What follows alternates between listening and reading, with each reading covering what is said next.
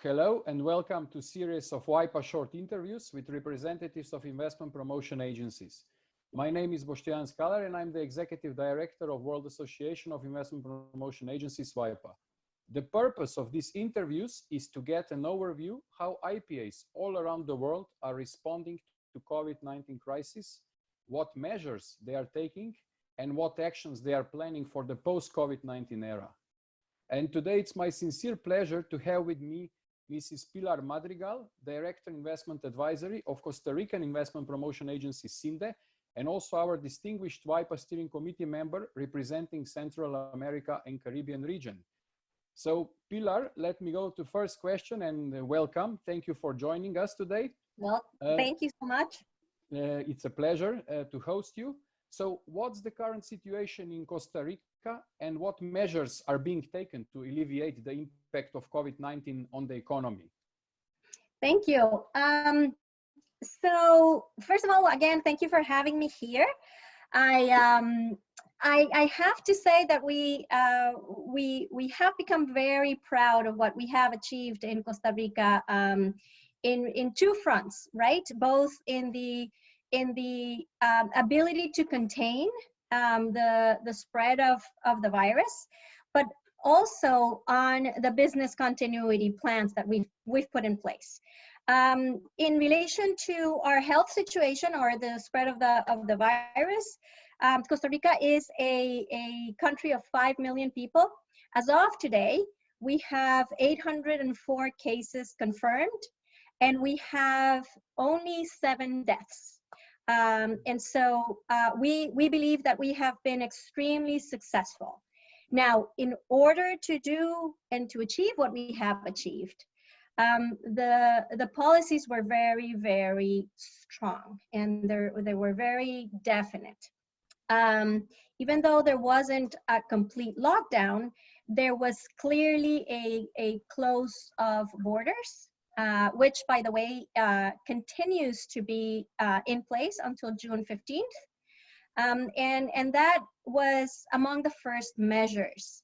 The next measures were very focused on taking care of the population, but also ensuring business continuity for all of the companies.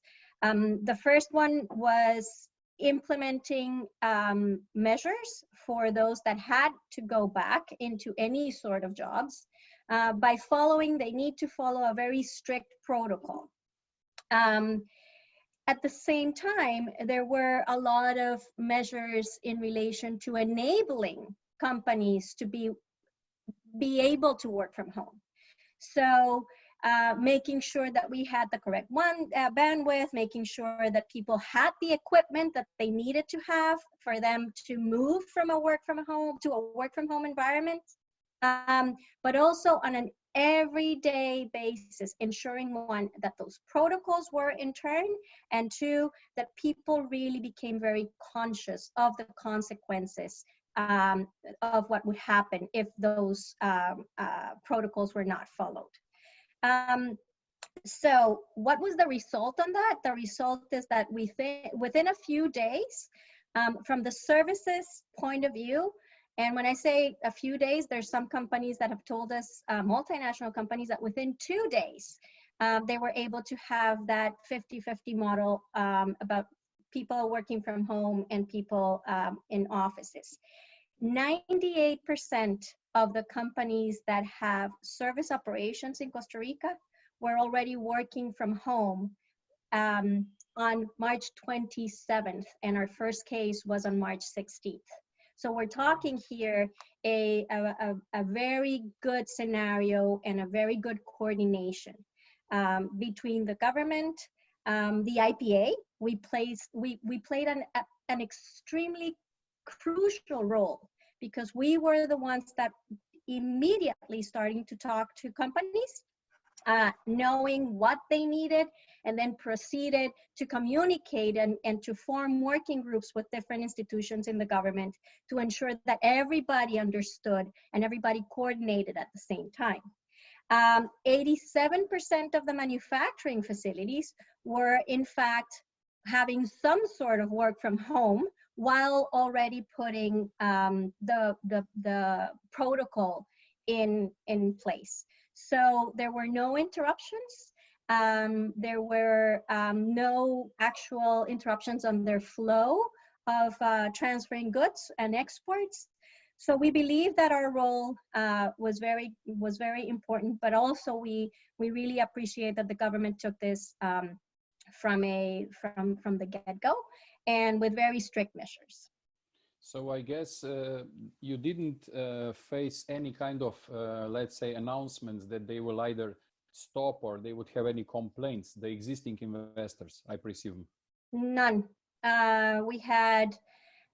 We sent surveys. We talked to at least 50% of the companies that have invested in Costa Rica, at least, almost on a daily basis. We enabled chats, we enabled Slack, we enabled continuous communication with them. And that really was key for us to gather all their needs and then transfer them to the different working groups within the government. So excellent coordination, obviously, very obviously. Yes.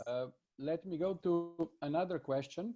So how, in your opinion, you are the Director of Investment Advisory and CINDE is one of the advanced IPAs.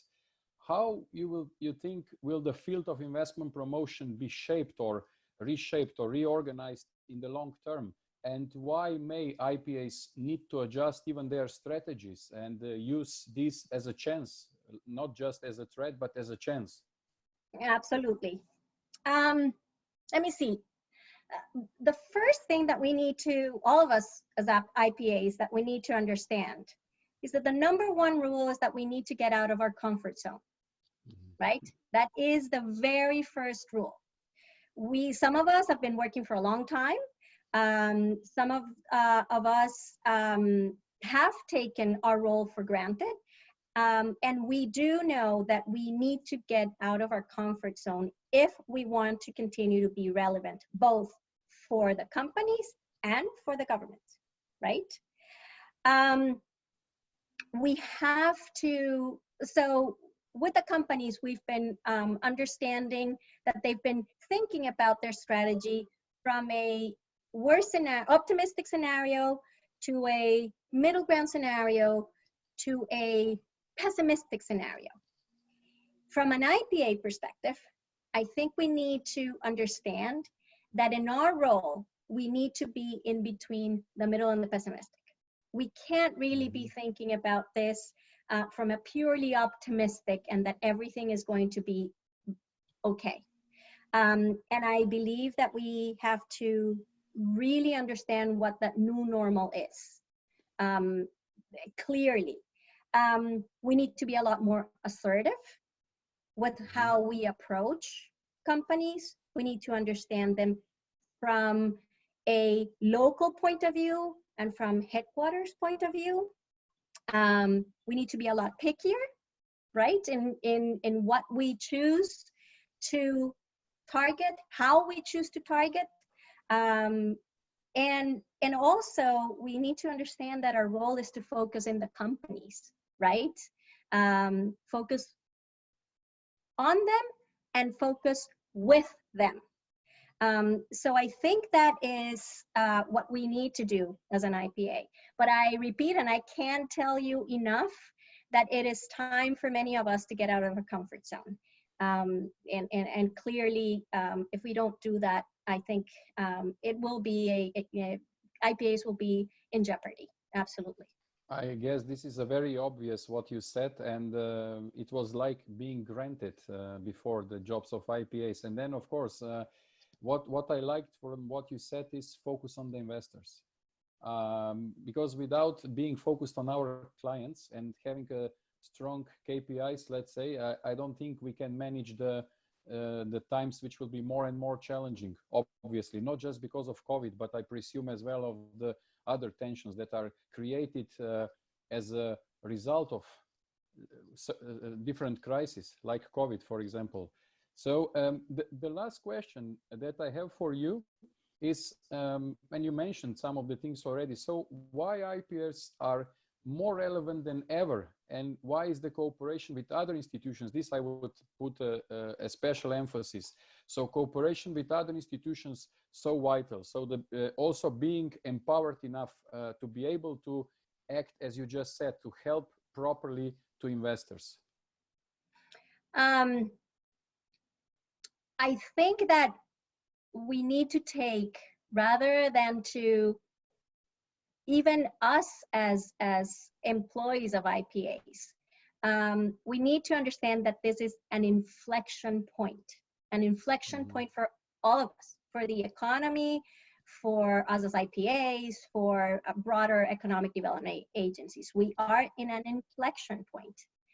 And there is no better chance to really take the strategic thinking of IPAs, the experience of IPAs, the understanding of investors that an IPA has, to really on a monthly, on a quarterly base, provide ideas, provide solutions to those ideas, in order to let both the investors and all the other stakeholders, not only the government, all the other stakeholders, how we are a problem solving, a think tank to provide solutions to what a pandemic looks like.